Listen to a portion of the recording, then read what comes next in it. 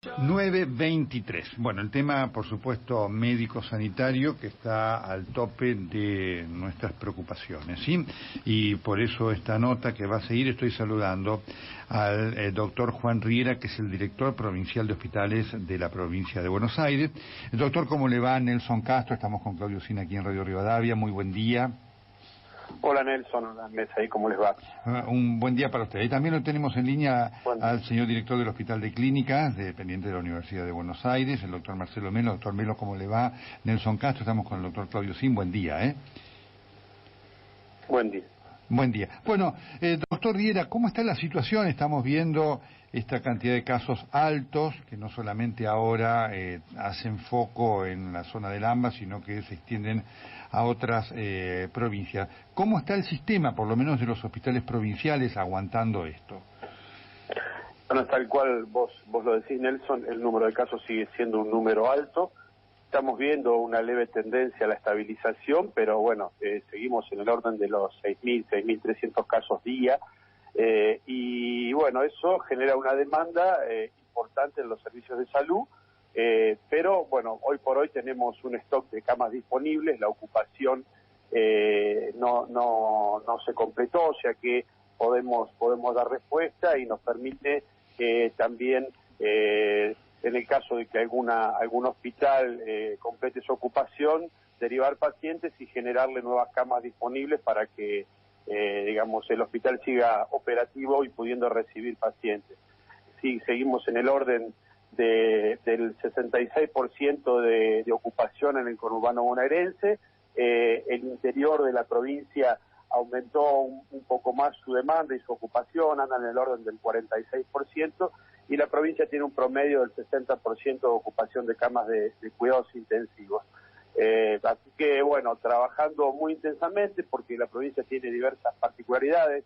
No es lo mismo cuando los casos empezaron a aumentar de manera muy importante en el conurbano, ahora que es el interior de la provincia la que está teniendo algunos brotes, fundamentalmente en aquellas localidades y conglomerados urbanos más importantes de la provincia. Doctor Riera, buenos días, soy el doctor Claudio Sin. ¿Cómo le va? Claudio, ¿cómo estás? Bien, acá estamos. Juan, a ver, cuando usted habla de derivación, bueno, si el hospital satura su capacidad su capacidad de camas, podemos derivarlo. ¿A qué lugar derivan? Por ejemplo, la pregunta tiene este objetivo. ¿Lograron finalmente digo porque es complicado lograrlo, a esto me refiero, no porque ustedes no pudieran, lograron finalmente esta, articulación entre el sector público, privado, de Fuerzas Armadas? Porque, por ejemplo, en Campo de Mayo hay un hospital militar, ¿lo están usando? ¿Cómo funciona esta interacción? Bueno, ese fue, digamos, una de las estrategias que más trabajamos, precisamente porque era lo que necesitábamos para que el sistema se comportara como un sistema y la disponibilidad de camas sea lo más homogénea posible, porque sabíamos que iba a haber brotes en diferentes distritos y corrían riesgo de saturación los hospitales. Se logró, tal cual decís, la derivación con diferentes criterios. El panel de camas críticas incluye hospitales provinciales, hospitales municipales y clínicas privadas. Y a su vez articulamos con todo lo que es derivación de obras sociales que tenemos en nuestra unidad de gestión de camas centralizadas. Están IOMA, PAMI y también actores de la superintendencia y la coordinación de FECLIVA y ACLIVA, que nuclean el resto de las derivaciones del subsector privado. Eso nos permitió que cuando un hospital saturara o tuviéramos, por ejemplo, como en el caso de Levita de Lanús, que tuvimos 3 guardias juntas de días consecutivos de terapia intensiva, todos contagiados los trabajadores, y hubo que evacuar una terapia en 24 horas. ¿Cómo se hace eso? Bueno, nosotros todos los que son pacientes hipercríticos son intrasladables, pero cuando el paciente crítico se estabiliza, ya lleva algunos días de unidad de terapia intensiva con parámetros estables, a pesar de ser un paciente crítico, el criterio de derivación es por cercanía a otra terapia intensiva en una unidad de terapia intensiva móvil, para que la persona, sea derivada en las mejores condiciones posibles y poder liberar esa cama de esa terapia intensiva para que pueda ser ocupada por otro paciente que puede estar en el shock room y también sea un paciente hipercrítico que deba ser estabilizado en esa unidad de terapia intensiva. Eso nos permitió, generar un clearing, un flujo de pacientes que nos permitía camas operativas. Vos tenés en cuenta, Claudio, que la provincia tenía un promedio de 40, 45 derivaciones día, ahora estamos en el orden de las 350 derivaciones día. Entonces, ese incremento en el flujo nos permitió que todos los hospitales puedan descargar cuando saturaban, porque ciertamente muchos hospitales completaron su ocupación, pero eso nos permitió liberar camas. Le pregunto al doctor Marcelo Melo, el director del Hospital de Clínicas, ¿y allí qué en realidad están enfrentando, profesor Melo? Buen día, Nelson. Buen día, Claudio. Buen día, Marcelo. Bueno, la realidad del Hospital de Clínicas, un poco escuchando al colega, nosotros hace varias semanas que estamos con la ocupación de las camas de terapia, cerca del 90%, que coincide un poco con la meseta alta, con la cantidad de contagiados que hay en Cava, de 1.000, 1.200 por día. Y bueno, el hospital además es un convenio con el gobierno de la ciudad, donde recibimos pacientes para internar en las camas de terapia. Nosotros desde marzo, que contábamos con 25 camas de terapia, lo triplicamos y ahora tenemos 72 camas de terapia. La verdad que fue un esfuerzo enorme del hospital, de la Facultad de Medicina, del rectorado, y bueno, y le podemos dar respuesta a esta pandemia. El porcentaje de ocupación de las últimas semanas ronda el 90%. Marcelo, solo para resaltar, Marcelo es un gran amigo mío, Marcelo, solo para resaltar esta historia del convenio con la Ciudad de Buenos Aires, que es la primera vez que se consigue, porque durante mucho tiempo intentamos poner al Hospital de Clínicas en el área programática de la Ciudad de Buenos Aires y nunca lo aceptaron. Entonces, finalmente hoy el Hospital de Clínicas está integrado y forma parte de esta, lo que hablábamos con Juan hace un rato, finalmente forma parte de esta red de hospitales que la Ciudad de Buenos Aires tiene. No podía, lo absurdo era, digo, para ponerlo en términos concretos, que si una ambulancia, una persona tenía un accidente en la esquina de Córdoba y Ascuénaga, lo llevaban al Hospital Rivadavia y no al Hospital de Clínicas. Una cosa absurda que nunca se pudo arreglar. Ahora finalmente la pandemia logró que trabajáramos todos de manera articulada. Una pregunta a Juan. Juan, solo quiero tu opinión porque sé que no es tu área de competencia, pero sos un funcionario público de la provincia. Hay algunos intendentes que están distribuyendo gratuitamente a todo vecino que es COVID positivo ivermectina, por ejemplo, o paracetamol. ¿Qué opinás de esto? Nosotros, esos trabajos se encuentran en la Dirección Provincial de Investigación y no están todavía con una conclusión como para poder instrumentarlos. En los protocolos terapéuticos de la provincia de Buenos Aires no está incluida la ivermectina. Está perfecto. Plasma de convaleciente, hexametasona y y el tratamiento, de sostén que tiene el COVID. Pero no está ivermectina como tratamiento. Ni ivermectina ni ibuprofeno por vía inhalatoria. Ni ibuprofeno, exacto. Están los dos en investigación. Fueron presentados en la Dirección Provincial de Investigación, pero todavía no está concluida esa evaluación y no están en el tratamiento indicado por la provincia. Bien, uno de los temas de gran desafío de todo lo que representa la pandemia de COVID es no solamente la disponibilidad de camas, sino los requerimientos del personal, que son enormes, porque además son pacientes que cuando entran a terapia intensiva están mucho tiempo. Le vamos a preguntar a los dos. Doctor Melo, ¿cómo están en relación a la situación del personal? Después se lo vamos a preguntar al doctor Riera. Sí, bueno, el personal del hospital, que la verdad que la respuesta es increíble, para que es muy, muy buena, y entonces, obviamente que, así como incorporamos o triplicamos el número de camas de terapia, hubo que hacer un ingreso tanto del personal de salud, médico, enfermeros, bioquímicos, kinesiólogos, porque en realidad esta pandemia tiene esa desgracia que cada vez, el número de demanda de pacientes contagiados es mayor, pero el personal de salud uno lo puede aumentar hasta cierto número y después el personal de salud va perdiendo, vamos restando personal de salud, a veces por muerte, que por suerte no tuvimos en el hospital, porque se contagian o porque tienen que aislarse por contacto directo. El porcentaje que tenemos de contagio del personal de salud nuestro es muy bueno, que es el 7 al 9%, y está en relación con la inversión enorme que se hizo, tanto en la formación de los médicos, en la formación de los enfermeros, en todos los cursos que se hicieron, y en la inversión que se hizo para los equipos de protección personal.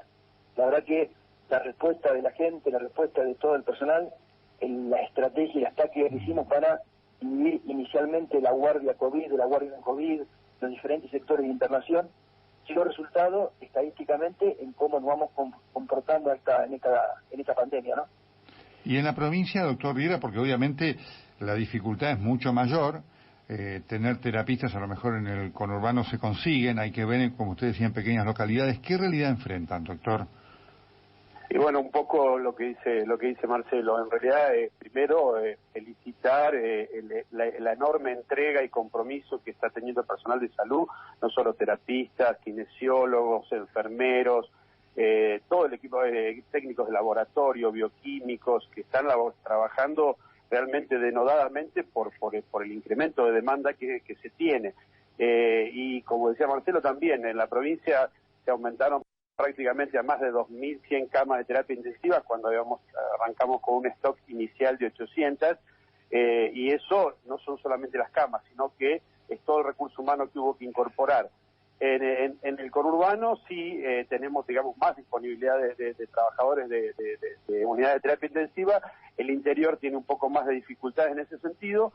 Nosotros lo que establecimos son 2 equipos de terapias itinerantes para cuando tenemos estas bajas de 1 o 2 días de terapia que por contacto estrecho o porque se enferman, poder cubrirlos hasta tanto se reorganice el sistema y se pueda seguir dándole continuidad.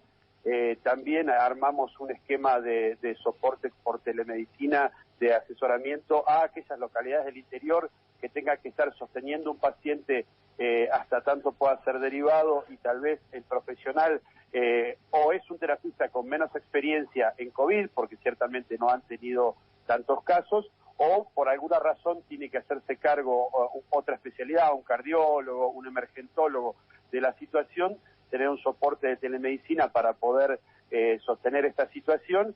Y bueno, como decía Marcelo, nosotros también tenemos un porcentaje dentro de los estándares de contagio. El personal que depende de la Dirección Provincial de Hospitales, que son los 80 hospitales provinciales, andan en el orden del 2%. Ya cuando vamos al total de personal público de la provincia, donde se suman todos los hospitales municipales, aumenta un poco el porcentaje.